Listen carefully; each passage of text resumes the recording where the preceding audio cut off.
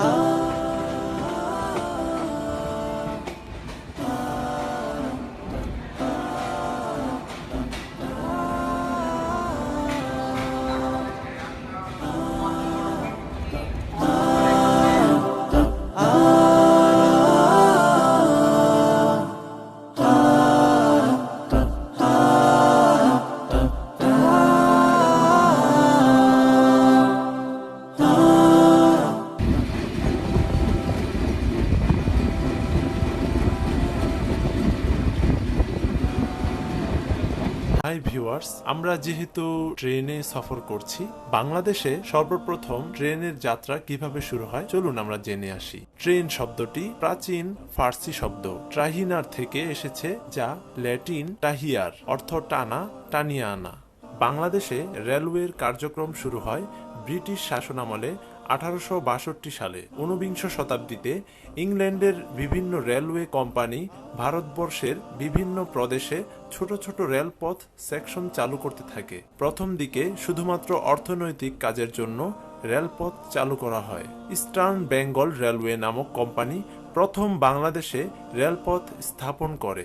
দর্শনা থেকে কুষ্টিয়া পর্যন্ত রেলপথ স্থাপনের মাধ্যমে বাংলাদেশ রেল যুগে প্রবেশ করে।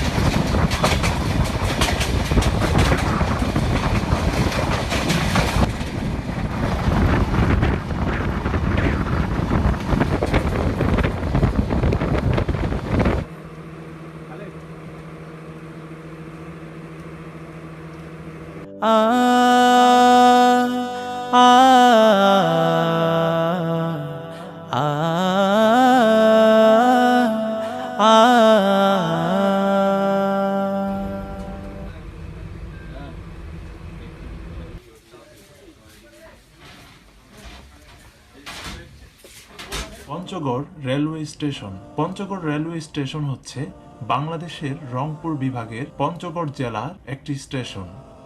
এটি জেলা শহরের কাছেই অবস্থিত এবং উত্তরবঙ্গের সর্বশেষ রেলওয়ে স্টেশন। 2019 সালে স্টেশনটির নাম পরিবর্তন করে নতুন করে বীর মুক্তিযোদ্ধা সিরাজুল ইসলাম রেলওয়ে স্টেশন রাখা হয়। ব্রিটিশ সময়কালে পঞ্চগড় থেকে পার্বতীপুর রেল লাইনটি তৈরি করা হয়।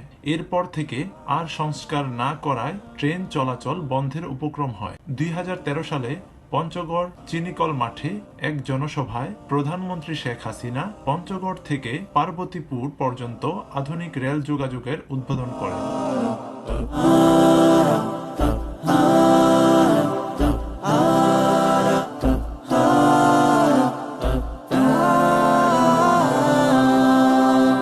তেতুলিয়া বাংলাদেশের পঞ্চগড় জেলার অন্তর্গত বাংলাদেশের সর্ব উত্তরের একটি উপজেলা। এ উপজেলা বাংলাদেশের প্রাচীন থানাগুলোর মধ্যে একটি থানা। ইংরেজ আমলে এ থানা ভারতের জলপাইগুড়ির অধীনে ছিল। প্রশাসন তেতুলিয়া থানা সৃষ্টি 1857 সালে এবং থানাকে উপজেলা রূপান্তর করা হয় 1993 সালে। 7টি ইউনিয়ন 242টি গ্রাম নিয়ে তেতুলিয়া গঠিত।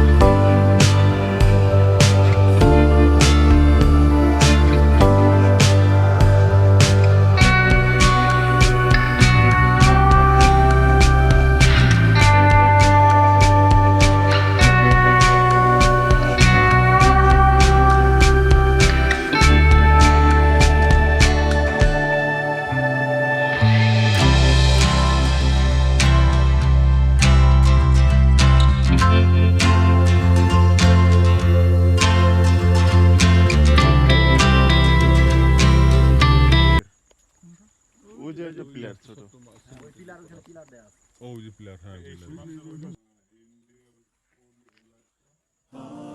এখন আমরা আছি বাংলাদেশের একদম শেষ প্রান্তে। এই যে খালটি দেখতে পাচ্ছেন, এটার ওই পাশেই ভারত। ওই এলাকার নাম হচ্ছে জলপাইগুড়ি। এখানকার এক লোক বলল এই খালের উপর দিয়ে ঠিক এই জায়গাটিতে একটি ব্রিজও ছিল। 1971 সালে বাংলাদেশের স্বাধীনতা যুদ্ধের সময় পাকিস্তানিরা এই ব্রিজটি ভেঙে ফেলেছে। 1971 সালে বাঙালিদের অনেকেই ভারতে চলে গিয়েছিল, তারপর আর ফিরে আসেনি। তাদের আত্মীয় স্বজনরা যারা বাংলাদেশে আছেন, পহেলা বৈশাখে তারা এই জায়গাটিতে মিলিত হয়, কিন্তু সেটা এখন বন্ধ করে দেওয়া হয়েছে।